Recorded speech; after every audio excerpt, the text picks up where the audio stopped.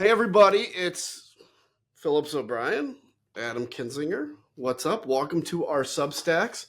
By the way, if you don't follow the other person whose Substack you're seeing this on, then follow that person. So make sure that we, are getting all this good information. But we had a good conversation last time. It was a lot about Ukraine. There's a ton about Ukraine, I think, to talk about and like what the ceasefire thing. But I want to start, Phillips, if you don't mind. Honest to God, I'm a little grumpy today.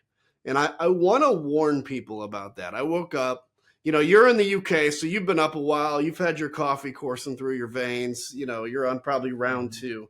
But I woke up and saw that, in the Senate, it says Chuck Schumer is going to basically allow his centrist caucus to vote to keep the government open. We had Jared Golden on the House side, a Democrat that voted to keep the government open. And, I also yesterday kind of was going off on this idea that Gavin Newsom, he's got a new podcast where he's like somehow thinks he's going to launch his presidential run from it. And he had Steve Bannon on, and they just had a wonderful conversation, just understanding each other. And I'm sitting here going, look, what is the point of an opposition party? Look, in the House, in government funding, the only chance that you really have to make a difference is in those battles. I mean, you can pass as many resolutions as you want. You can yell as much as you want on committee and get your little YouTube moments. But where you can really impact things is in those continuing resolutions or that spending. And the Democrats have made a decision that they're not even going to fight. And so we're going to go to October 1st. They're going to continue to do whatever they want with Doge. Already, I've seen at least a baker's dozen Democrats saying, well, I'm not going to vote to shut the government down. And they've just taken ownership of it, because what they should be saying is, look, Republicans control all of government. If they need our votes, come to us. We're cheap. We're not going to require too much, but we got to get something. Instead, they get literally nothing. And in fact, on Drudge Report today, one of the headlines is that the White House is taunting the Democrats because they are going to absolutely fold. What do you think? Are you as pissed as I am? I mean, I don't understand the point of an opposition party. Why don't they all just join MAGA then in this case? Well, what I don't get is they are treating Trump as if he won 60% of the vote and is hugely popular. They're treating the Republicans in the House like they have a significant majority and can pass anything they want when clearly they can't. And they don't seem to be doing basic politics. I mean, that's the thing that's frustrating to me. I mean, what they have shown is you say, look, these votes in the continuing resolutions give them leverage every time they come up, because the Republicans are going to be desperate to keep the government going. So this actually gives the Democrats leverage, and they can use that leverage to get other things done and perhaps get some safeguards on Trump. But by giving him until October, they're basically saying, go have a party. Do what you got to do. We're not going to check up on you. We're not going to restrain you because you're so powerful and so popular, none of which is true. So, I mean, I don't get it either, that actually forcing these votes historically is shown to be very effective. It was very effective in the 90s when it was used by the Democrats against the Republicans. It's been used in other times very effectively. And at this time, when Trump is running roughshod over the government, you would think the Democrats would want to make this an issue, want to stand tough, be able to say things like, okay, you want the government to run? Well, then you've got to make sure you fund the FFAA and get these people hired. But they're not doing any of it. I just think they're scared. They are actually scared at him, is what it seems to me. But you know better than I do. So. Yeah, I mean, look, I think it's a combination of, it's like a whipped puppy. Sorry to have to use that analogy, but you think about it, an abused dog that when the owner walks in is kind of huddling in the corner, hoping the owner doesn't notice him. This is what the Democrats feel like. And honestly, there's a part of it that's laziness. Yeah. Look, okay, fine. If the Democrats said, we're not going to vote to open the government at all, and the government shuts down, and they don't do any messaging, yeah, the Republicans are going to beat them, because I guarantee you 90% of Republican efforts will be to try to pin this on them, even though on the face of it, it's ludicrous because the Democrats have no levers of power. But instead, that takes effort to push back on. That means you're going to have to go out every day and message. And they just don't look. So did you know that after the House voted for this continuing resolution, Speaker Johnson sent everybody home? They're home for 2 weeks. How many, even that, this was 2 days ago. How many town halls have you heard about the Democrats doing? Why didn't Jeffries say, no, you know what? We're going to stay here in Washington, D.C. I get it. That's all performative, but that performative stuff matters. Instead, they were excited to have an extra week of vacation. And I mean, literally, and I know the feeling. Look, trust me, when I was in and we got out early, I did not want to, even when we were in the minority, I did not want to stay in DC and put up a fight because I wanted to go home and relax. I enjoyed that. But that's not the point we have right now. And I would never say this as a I guess former Republican. I kind of think that the Democrats need Nancy Pelosi back. Like, she knew how to fight this. I mean, what seems to me, and maybe actually partly Adam, we've lost this fight, that this to me is a historically bad moment, and we're sort of acting like it's okay. Right. Right. This isn't normal politics. You have a Doge running roughshod over people's privacies, over people's data. Who knows where it's going? You have the government being corrupted in many ways. You have people in charge of government departments that scare the hell out of me. This is not normal. This is really dangerous stuff. And I think you should fight that every day and point out the danger and try and get some guarantees and safeguards to rein it in. But as you say, they just seem to think there's nothing we can do. Trump is so strong that we'll simply sit back and let him do it. But he's not that strong. That's the thing I don't get. He's not that strong. He's not that popular. The Republicans have a tiny majority in the House. I mean, imagine if the Republicans were in this position. I think that's what you got to ask yourself. If the Republicans were in this position, they would be MAGA-ing the Democrats to death. Totally. By the way, I've been in that position. Yeah. Like, I fought. It's funny because somebody put a comment, and I never read comments, honest to God. So if you comment on my stuff, don't be offended because I don't read them. But I did see one where somebody posted an article that's like, Kinzinger says he will vote to keep the government open. And I was like, yeah, I always voted to keep the government open. But my enemy, so to speak, the opposition, the Democrats, weren't ruining America. Yeah. It was always, frankly, the Republicans that put unwieldy requirements. We wanted to slash the Department of Education to keep the government open. And I would say, no, I'm not going to do that. That's silly. We weren't against somebody that was anti-small d Democratic. And that's what it is now. Let me ask you too, like, because I know you and I are on the text chain and I shared it and you probably have seen it. This whole idea of Gavin Newsom bringing on Charlie Kirk, who's like Bannon Jr., and then Steve Bannon. And I saw today, ABC in San Francisco did this article about, and the headline was like, Newsom finds surprising common ground with MAGA. Surprising. Just it's a puff piece. What's your thought on that? Tell me the danger, particularly historically as well. Trump. We're normalizing this. And there seems to me the Democrats, on the other hand, they lack all cohesion because part of the party's doing the Bernie Sanders thing. All right.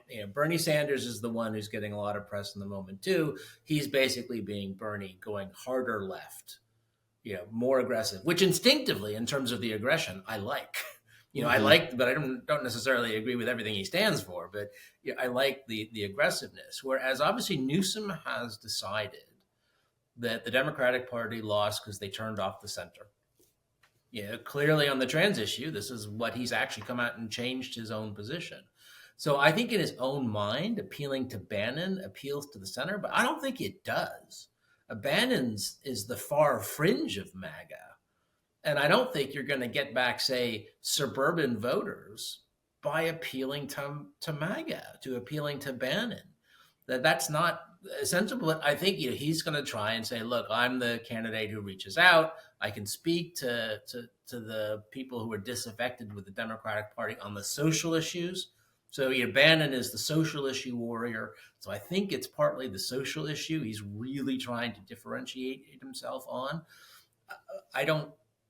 To me, it doesn't make a lot of sense. But Adam, partly I realize I don't really get the politics now. None of this Yeah. makes sense to me. That why the Democrats, who almost won the election by historical standards, didn't do badly. In fact, I tend to think if Biden had pulled out when he should have, and they ran a real nominating process, they would have had a much better chance to win the election. But by the way Harris was parachuted in, it looked really bad. And didn't pass the smell test in a way. I think what we have seen, the Democrats could have been done much better, but they are acting like a party that has been crushed, and I just don't get why that is. I would never have seen that in the Republican Party. If they lost an election by a tiny bit, they would have fought back with far greater aggression. So maybe does the Democratic Party even exist now? I mean, maybe that's the question. This is a good question. I don't know. And I don't know what the Democratic Party is besides technically the opposition, but I don't see any fight with them. I mean, on the Bannon thing, I had sent this to a bunch of the kind of never Trump Republicans that all lost our careers. And I'm not saying that for any sympathy. I'm so glad I'm out of politics, but, lost our careers fighting Trump. And I sent it to them and I'm like, we literally put our careers on the line to take down Steve Bannon, and Newsom is trying to build a career on him. Now, here's the other thing is one of the things I learned in the party is I always fought against the far right and the GOP. It's why they hated me so much, even before Trump. And but the party had made a decision we are going to, in essence, envelop the far right and change them. And I think it's similar to saying, hey, you've got some cancer in your body. Let's just let all the good cells overtake the cancer cells. That never happens, right? Cancer always wins. And I feel like the Democrats are making the same mistake, which is we need to understand what MAGA is. We need to understand who Steve Bannon is. And it's the same thing. It's maybe we can surround them with warmth and love and puppy dogs, and they're going to come to us. No, it'll just turn you into the trust me, the and you've seen this historically, but the draw of nationalism or the draw of the fringes is really, it plays to the base human instinct, and you actually have to use higher level function to resist against it, because somebody coming along and saying the immigrants are doing this or the Democrats or the whatevers, that appeals to you, and I don't see the Democrats putting up an intellectual fight. I just see them kind of hey, I hope I can keep my job through this, and maybe naturally we'll take back power someday. But if not, at least I have my job. It feels like that. I don't know. What do you think? Then the country is doomed. If that's actually what they're thinking, then then things are they're doomed. Because what we're saying is really Trump is okay. And the erosion of democratic values, well, that's okay.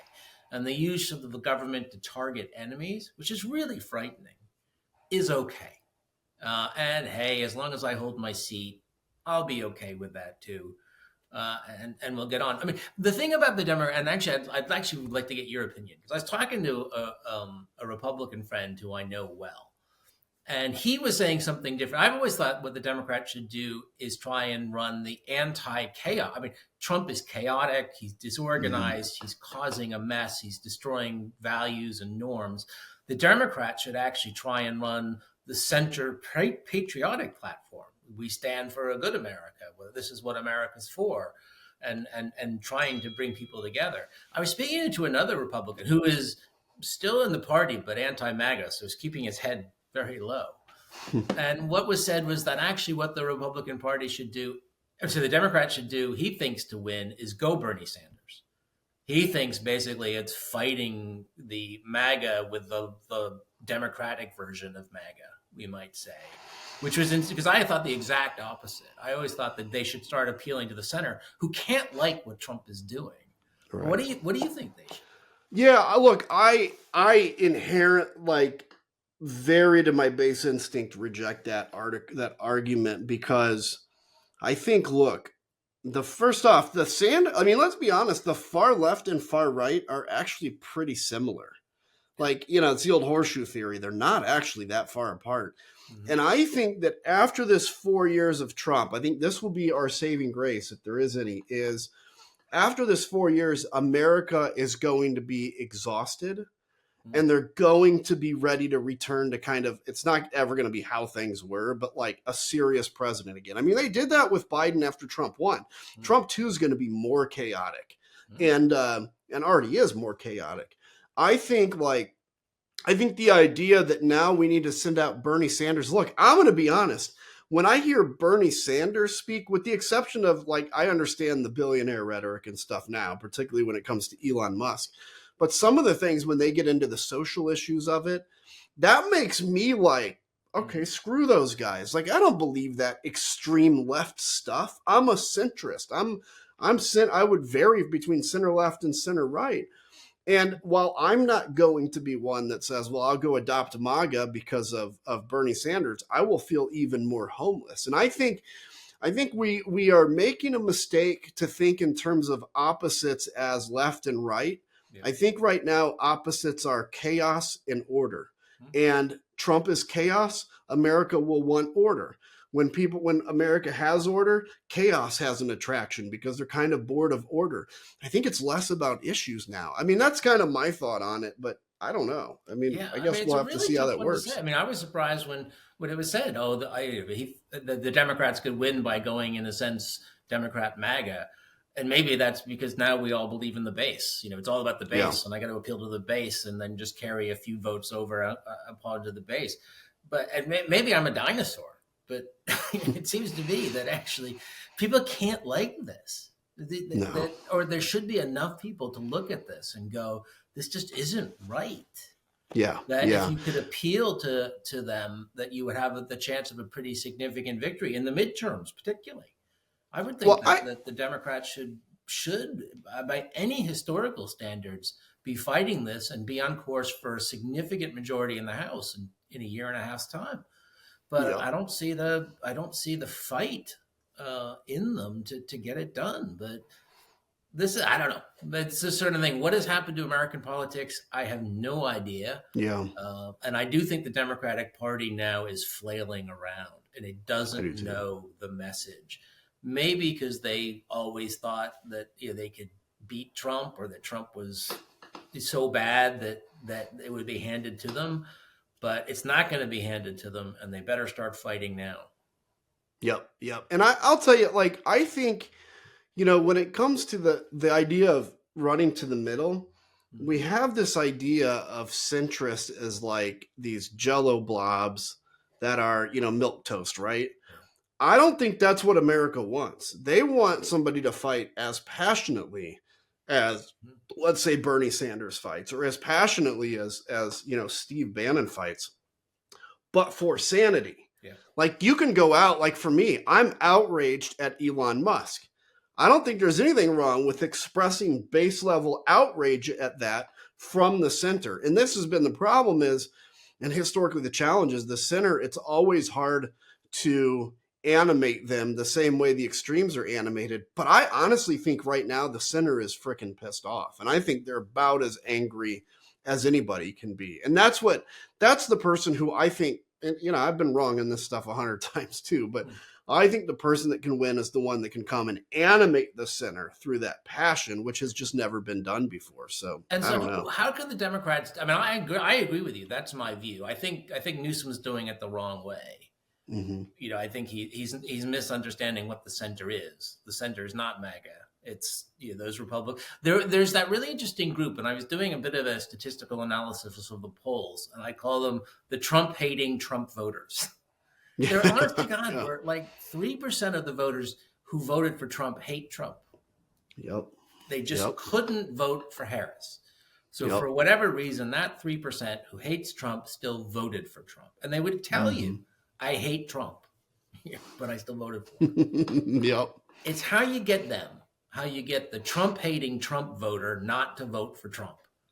That would seem to me to be the political message to do that. But yeah, I agree. And I think the way on that, because I have talked to so many people that, I know a lot of people who are the Trump-hating Trump voter. And they're just like, it really comes down to really social issues. I mean, honestly, it was, look, let's be clear. When the Democrats and I, started saying that there's more than two genders, Mm-hmm. Like, I think most Americans believe, look, you can live as you want to live. Yep. If you want to live as a woman and you're a man, or you want to live as a man and you're a woman, or you want to live as a cat and you're like whatever, in America, you can live however you want. Where I think they crossed the line was then imposing that reality on the average person and saying, now you have to use your pronouns. If you don't, and I think that's what really riled up people. And so I'm just saying that to say the Trump hating Trump voters, I That's mean, what got him, I think. I've got a few in my family. That's what got them. This Yeah. idea that like, yeah, but we need to go back to a sense of sanity, even though Trump is insane. One of the questions I know my audience wants to know, especially, is can you talk about what you're seeing? You and I are kind of on the same page of skepticism on the Ukraine ceasefire deal. Why don't you give kind of your thoughts on that? I can give mine, and then we can have a little conversation on it, because there's a lot of confusion out there, I think. I mean, the ceasefire deal is one of those that, first of all, people have to stop having hope, Adam. Yeah, exactly. Amen. There's a lot of people who have hope, and then they think that like Trump will come to his senses and all of a sudden become pro-Ukraine and pro-NATO, as if he's just different every day. But actually, when it comes to Ukraine and Russia and NATO, he's been pretty darn consistent for a long time. On the ceasefire deal, I think there's, I actually wrote my Substack about it today.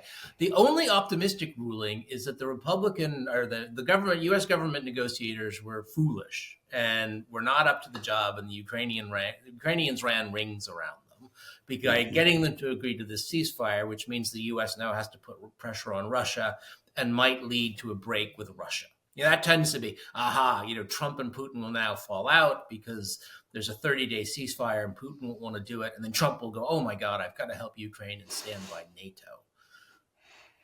I think that's incredibly far-fetched. Not that the U.S. negotiating team was bad, because they are bad. They're not actually very good at their job. And that's why Trump has chosen them, because they're weak people. He likes weak people, and weak people make very bad negotiators, as we've seen. The problem is that Putin is actually, from what we can see, taking advantage of this now. Because what has Ukraine actually got out of this deal? It got nothing it didn't have 2 weeks ago. Yeah. All right. It's going back to the remains of the Biden aid. There's no new Trump aid coming. Nothing has passed the Congress. So by we say U.S. aid is back, that's simply the remains of the Biden aid that was sitting on pallets in Poland. That's all that. It's just scraps. It's scraps. It's scraps. And the intelligence sharing, that was good, but that was the kind of thing they were getting a few weeks ago. So Ukraine is actually in exactly the same shape that they were 2 weeks ago, but a little bit worse because they had to fight for 2 weeks without any aid. There they got nothing. But what is Putin going to do? He's going to turn around and say, I don't really want this deal. But if you want me to sign up for a 30-day ceasefire, and by the way, I think he might take a 30-day ceasefire to help him reorganize his army, but I'm going to want these concessions before I do it. All right? I'm going to want either sanctions relief, or I'm going to want aid to Ukraine to be cut back, or really the big thing, all right, I'm going to want a Ukrainian election. That's it. Both Putin and Trump want to get rid of Zelensky. They want to create chaos in the Ukrainian government. So what the ceasefire to me is, it's created actually an opportunity for Putin to try and get more concessions from Trump and Ukraine to sign up for a ceasefire that I don't think actually he would be that opposed for just 30 days. I could see him actually benefiting a bit by that. So I don't know. I just didn't, when everyone's just looking so desperately for signs that Trump is going to be an old kind of president, an old Atlanticist, and therefore the instant reaction is, aha, it's not so bad. And it's always going to be like Lucy pulling away the football in Charlie Brown. I'm probably dating myself. I don't know if anyone watches Charlie Brown. No, everybody still knows that one. Yeah, but that's what this is always going to be like. And you have hope. This time she's going to hold the ball. Yeah, she's going to tee it up. But I just wish people stopped having hope. So I don't understand why everyone got so excited about the ceasefire. I think it helps Putin in the sense that it gives him an opportunity to get concessions. If it leads to a huge falling out between Trump and Putin, and they start fighting, and Trump disowns Putin and aids Ukraine, I will be the happiest wrong person in the world. Okay? I would be delighted to be wrong on that. I agree with you. And I was thinking just this morning, I'm like, we're sitting here once again, wonder like maybe this thing will play out. So Trump now becomes a big Zelensky because and first off, I want to make the point. We're talking about how to make a toddler happy. Okay. So let's be clear. You're sitting here. I've got a 3-year-old kid. I'm sitting here like maybe if I put a cookie on the counter and he can see it, but I hide the remote control, he'll be somewhat happy because he has a cookie, but he won't watch TV. And then we can get no TV out of him. It's kind of what we're doing with Trump. But that's also taking 10 years of behavior pattern with Trump and assuming that that's all going to change because no. And actually, I think I think the Ukrainians won that battle. But I think there's real potential that, and let's be honest, he's smart. He could take that back by saying, look, I'm all for a ceasefire. But I've got to tell you guys, you've got to ensure that there is no aid that goes to Ukraine for those 30 days, because what I'm worried about is they're going to use those 30 days to rearm and attack me. And I could see Trump totally buying into that, or at least believing that, and saying, you know what, yes, no aid for 30 days. Now, of course, there's no outside aid that goes into Russia, so you can't have the equivalent thing. And so we're going to look at that and go, meanwhile, Putin's people can catch their breath. They can reform and find an advantage. And Putin looks like a hero for trying. Look, I tried. Is that going to happen? I don't know, but I could see that happening. And even today, we're seeing, I just saw it, we were in our little group about this, which is, some sanctions against transactions by Europe for Russian oil. But the reality of it is it probably was just a permission, an exception that expired versus necessarily a thought by the administration, like we're going to really turn the screws on Russia here. I just think we're up against naivete. And frankly, the only way to get out of this war, I think, is to say to Russia that we're going to back Ukraine with everything until they realize that they can't win this war, because Putin has made it clear he doesn't care about human life. So he'll just, if he gains a square inch a day, that's fine for him. And so, I don't know what the optimism is, but I hope we're right. I hope they're right.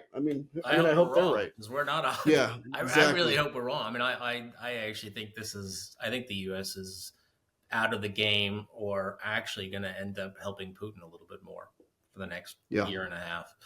So that Ukraine it's going to have to come down to Europe to provide the military weapons. Again, there's not, as you know, there's no bill in Congress, right? Once the Biden aid runs out, there is nothing there.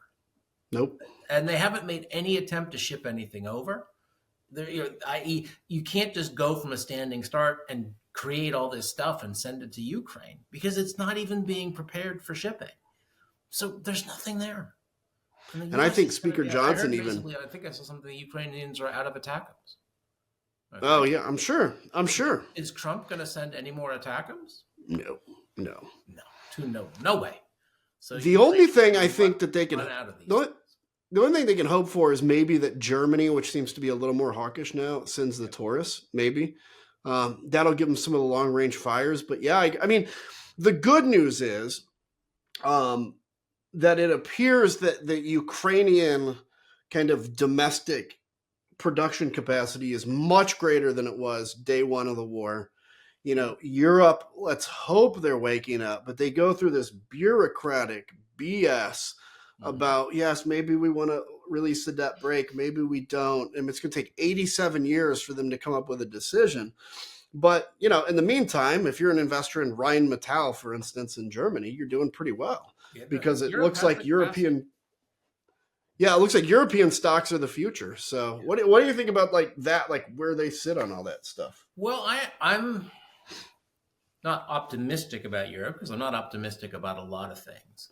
But I think that they should have done a lot more before this. But Trump over the past month has actually scared a lot of them. Yeah. In the way that they were just desperately hoping they would be okay and Trump would be okay. And he was so obviously screaming at them, I'm not okay, and I'm not going to. Hey, guys, I'm insane. Yeah. I don't like you. It literally is him shaking Europe and going, "I don't care about you." And the Europeans, can we build a bridge? I mean, the Europeans are sort of pathetic. Oh, maybe if we send him flowers, or maybe if we name another hotel after him, then he'll end up being our friend. Or Lindsey Graham saying that about Ukraine. Ukraine should have a Trump golf course.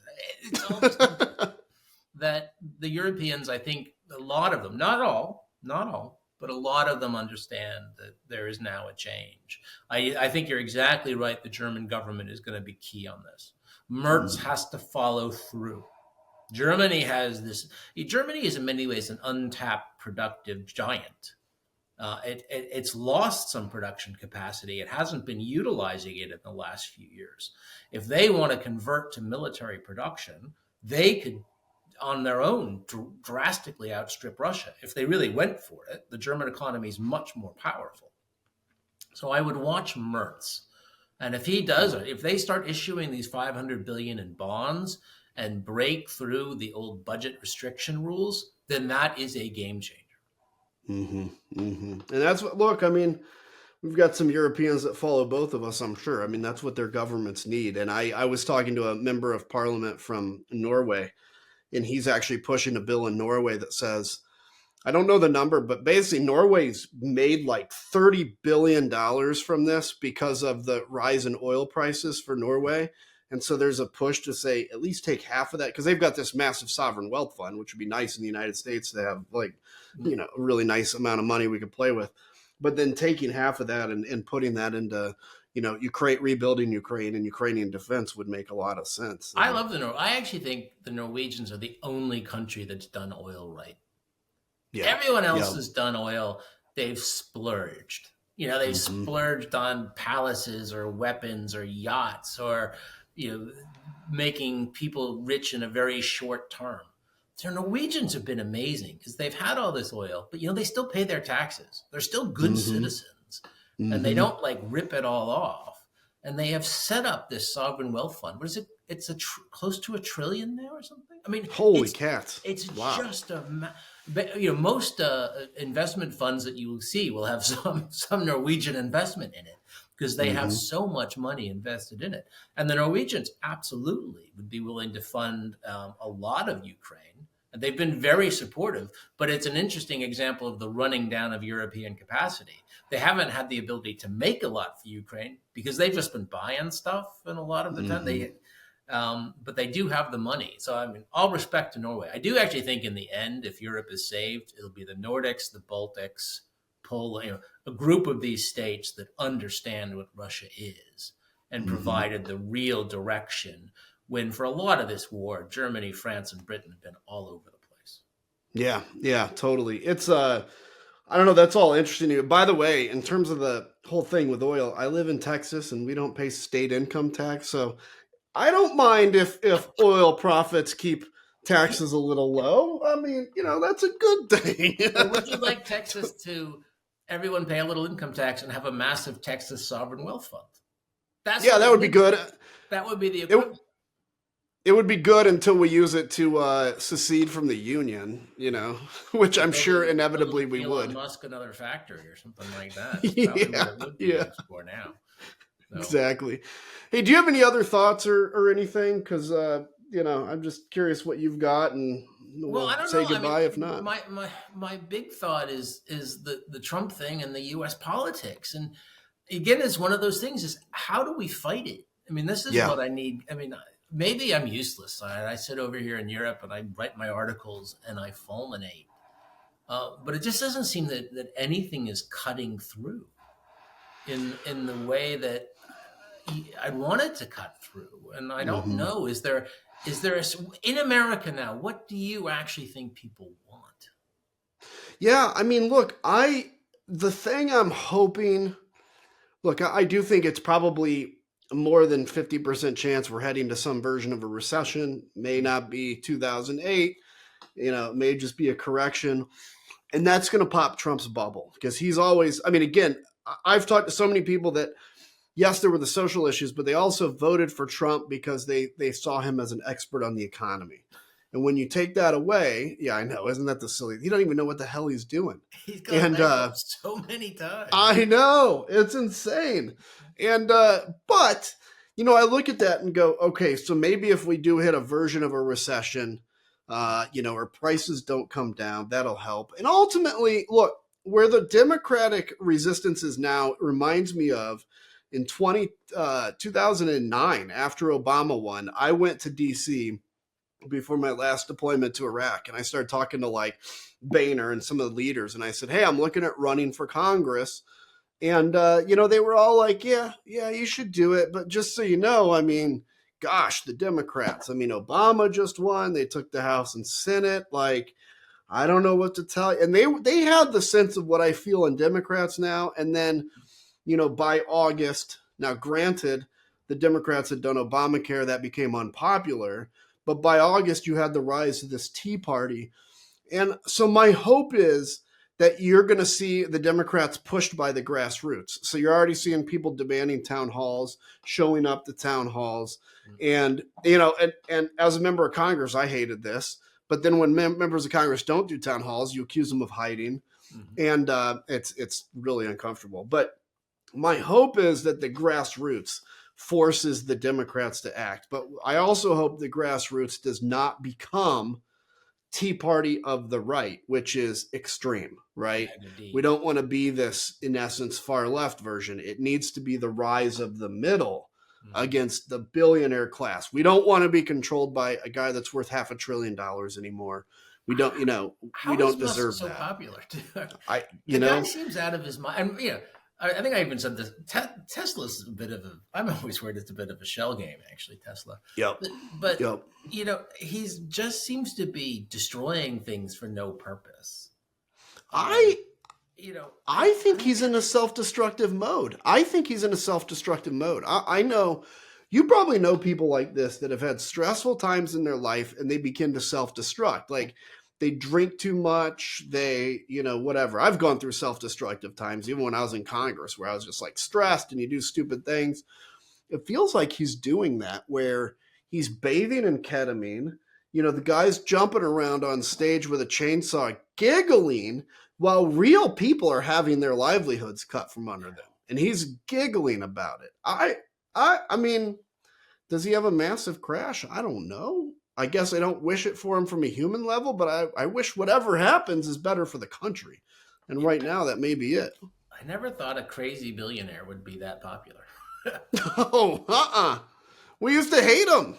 Yeah, I mean, you would think the Democrats could fight this. This is what I mean. Yeah. If the Democrats can't fight against crazy billionaires who are trying to damage people's lives, what the heck can the Democratic Party fight for? Exactly. They're going to have to find their sea legs, and Democrats are going to have to demand better of their leaders. And again, I don't want to underestimate the fact that I think some of them are just lazy. Honestly, like, hey, we got a 2-week vacation now that we were only supposed to have a week. I'm not going to make a big deal about it because I'd love to go home for another week, right? Like, who wouldn't? And unfortunately, how many people have safe seats? I was wondering, is the problem that basically 90% of the House has safe seats? Yep, they are. It is. You have to do some kind of constitutional reform to do what at least Iowa did normally, which is have the seats divided up, in a way that actually makes them all competitive. And that would be a better way of doing it. But. Yeah, and I think, look, if you're in a seat, you've been there for 20 years, that there's no chance you're going to lose it. Mm-hmm. Why work hard, right? I mean, honestly, like, yes, you could be like, yeah, I will work hard to fight for the country, but and I've talked to these folks, like, they're like, I've been here 20 years. I've seen ups and downs. I've seen ins and outs. It'll all get fixed. And that's what you grow to believe after you've done 20 years in the job. That's why I think I'm not for term limits, because I do think, Americans just have a right to pick who represents them. But I also believe strongly that after 10 years in Congress, you better have a refreshed reason to stay there, or else you're running out of that energy. I think there's something to the 10 years. It was with me, at least. So yeah. And by the way, buddy, it's good seeing you. Go ahead. I see you on the screen every time, and I'm so jealous of like the tan and all of that. I mean, living in Scotland and looking at you, I'm like, what the hell? I'm jealous. I'm jealous of the relatively stable politics you live in now. And that's crazy for Scotland to say that it's relatively stable compared to what we're dealing with now. It's certainly the UK is on the whole a bit more stable right now. I'll say that. Yeah. But, Who'd have thunk it? But we still get Trump's influence here. So yeah, that's true. Well, dude, it was good seeing you. And again, always, to Adam. the subscribers on both of our things, just subscribe to the other one too. So take all care, right. everybody. You bet. See ya.